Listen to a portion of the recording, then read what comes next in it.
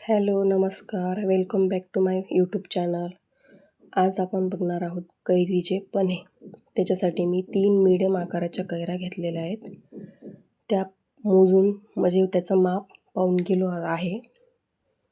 आपण त्या स्वच्छ धुवून घेतलेल्या आहेत आणि त्याचे साल काढून घेऊया आपण. हे बघा, साल काढून झालेले आहेत. आपण त्याच्यामध्ये 1 ग्लास पाणी घातलं आहे मी आणि कुकरला लावून देऊ. 2 हाय फ्लेमवरती शिट्ट्या काढायच्यात आपल्याला आणि 2 स्लो फ्लेमवरती, जेणेकरून आपली कैरी चांगल्या पद्धतीने शिजल्या जाईल ती. हे बघा, अशी शिजली गेलेली आहेत आपली कैरी. आता आपण तिचा गर काढून घेऊयात.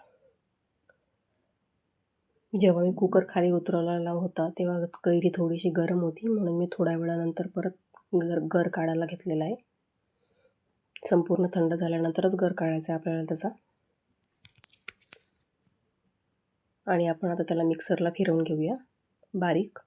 त्याच्या गुठळ्या राहू नये अशा पद्धतीने फिरवून घ्यायचं आहे आपल्याला. आता आपण गॅस ऑन करून कुकर गॅसवरती ठेवलेला आहे. त्याच्यामध्ये आपण कैरीचा पल्प टाकलेला आहे. तो कैरीचा गर 3 वाट्या भरलेला आहे.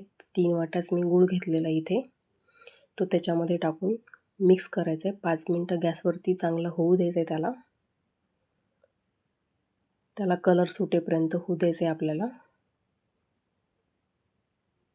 त्याचा कलर चेंज होईल थोड्या वेळानंतर की बंद करून द्यायचा. गूळ वितळला की गॅस बंद करून द्यायचा आपल्याला.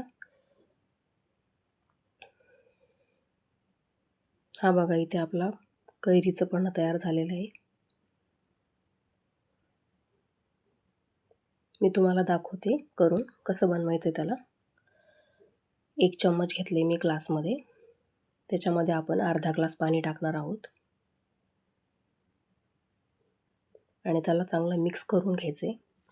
ते थोडं पातळच ठेवलं आहे मी. तुम्हाला दाटसर हवं असेल तर आणखी तुम्ही अर्धा चम्मच वाढवू शकता पन्हं.